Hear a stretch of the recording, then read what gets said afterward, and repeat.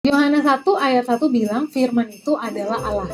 Dan di ayat 14 dikatakan firman itu telah menjadi manusia dan diam di antara kita. Gimana sih? Masa Allah jadi manusia? Allah kan nggak terbatas ya, sedangkan manusia itu kan terbatas. Kalau Allah jadi manusia, berarti Allah melawan naturnya sendiri dong. Mana mungkin?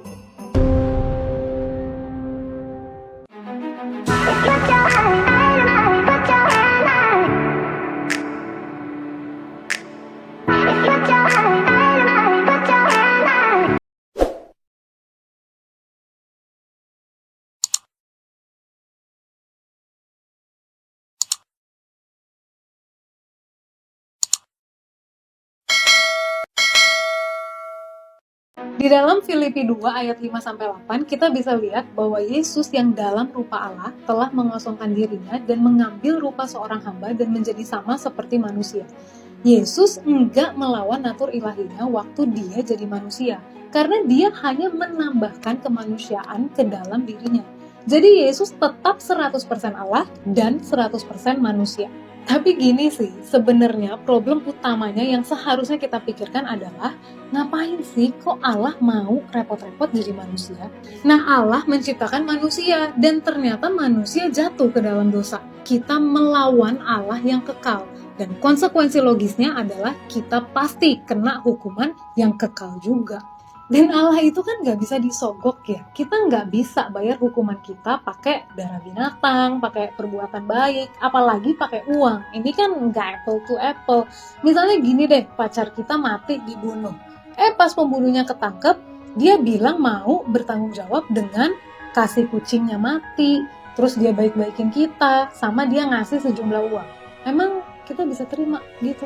Maka kita harus bayar pakai nyawa kita sendiri. Artinya kita harus dihukum selamanya dan mati binasa di neraka. Karena itulah kita merindukan seorang juru selamat. Dan yang bisa jadi juru selamat hanyalah dia yang punya dua ciri ini. Satu, dia harus manusia, jelaskan ya supaya dia bisa menggantikan kita.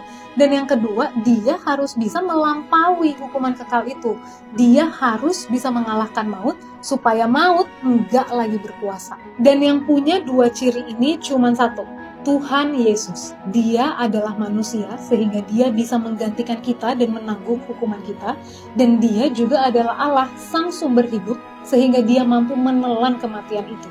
Dia yang tidak terhingga, sanggup mewakili keterhinggaan, yaitu kita semua manusia yang bisa dihitung jumlahnya.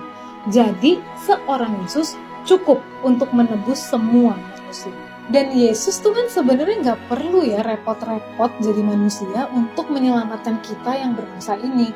Yesus tuh sama sekali nggak ada kewajiban loh untuk menyelamatkan kita. And yet dia tetap melakukannya dengan rela karena dia mencintai Bapa di surga dan juga mencintai kita. Jadi kita harus sadar bahwa Allah memang adalah Allah yang transenden, yang nan jauh di sana. Tapi dia juga adalah Allah yang imanen. Dia dekat sekali dengan kita di sini. Tuhan Yesus udah rela turun supaya kita bisa mengenal Allah yang sejati itu. Dan kalau dia udah nyamperin kita begini, masih pantas gitu kita mengabaikan dia. Satu-satunya respons yang tepat adalah kita membuka hati kita, menerima dia masuk, dan membiarkan dia mengubah hati kita dari yang mati menjadi hidup. Dan hal ini hanya bisa dilakukan oleh satu-satunya juru selamat yang ajaib.